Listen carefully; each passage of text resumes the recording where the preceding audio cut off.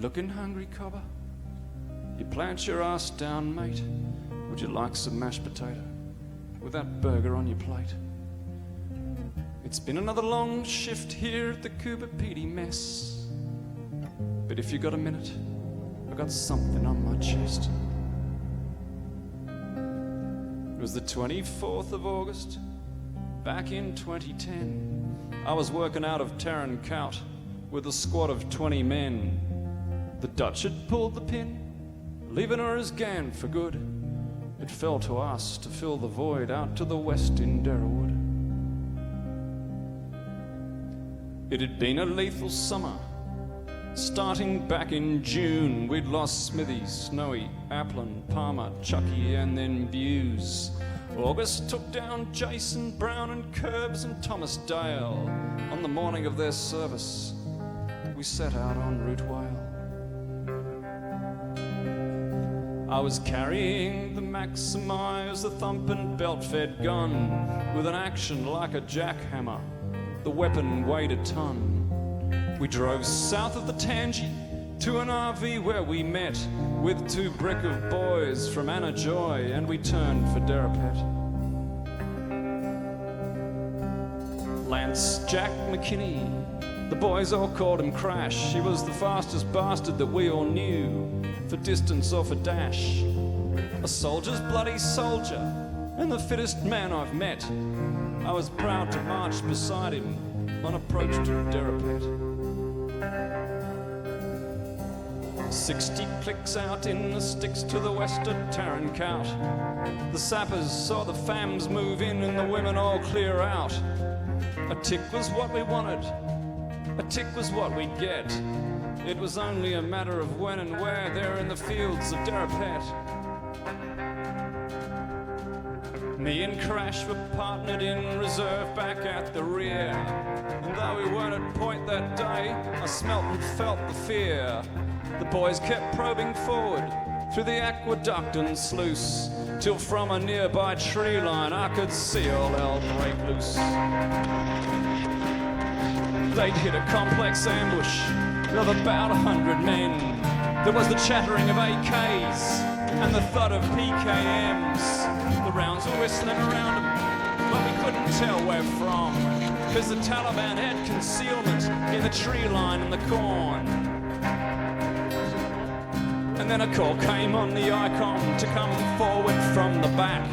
They needed my machine gun up at the front of the attack. So me and Crash, we hoofed it as the rounds around us cracked, running with that weapon and my armor and my pack. We'd come 600 meters through the muddy aqueduct, and by the time we reached the front line, frankly I was fucked. My mind said keep going, but my body just said nope, and I collapsed back on my pack at the bottom of the slope.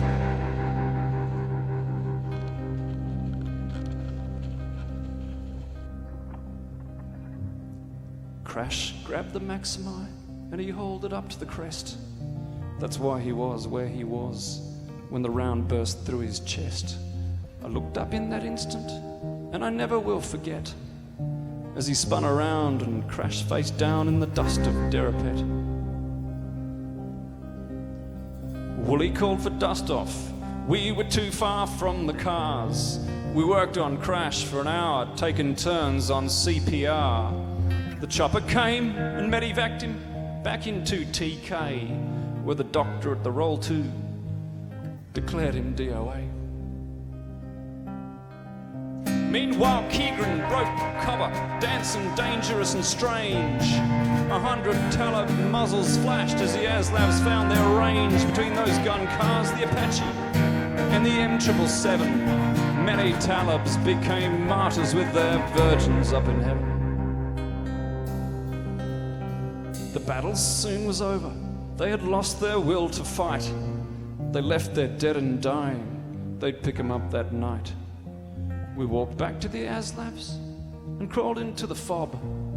I remember sitting quietly with Langers, Sean and Rob. Fanners ran the section through an after-action brief. I tuned in, though exhausted, I was numb with shame and grief. The BDA said, by the way, there's 30 of them dead, and so they say we won the day in the Battle of Derapet.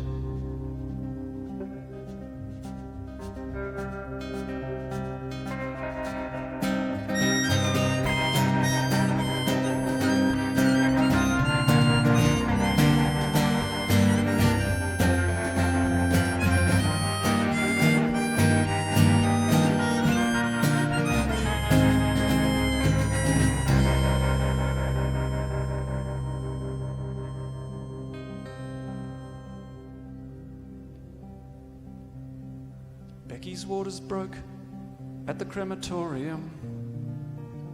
A few hours later, she gave birth to his son. The boys help out with the mowing, and she got some compo cash. Helps pay the bills, but it won't fill the hole where once was crash. And Langer's won selection. Daniel Keegren got a gong. Abbott won the election, and Fred Smith got his song. Those who get these accolades deserve all that they get, but Crash did not deserve to die at the Battle of Derapet. And I moved back to Brisbane and got out on Civvy Street. Now I'm working in this mine, mate, in this mess where miners eat.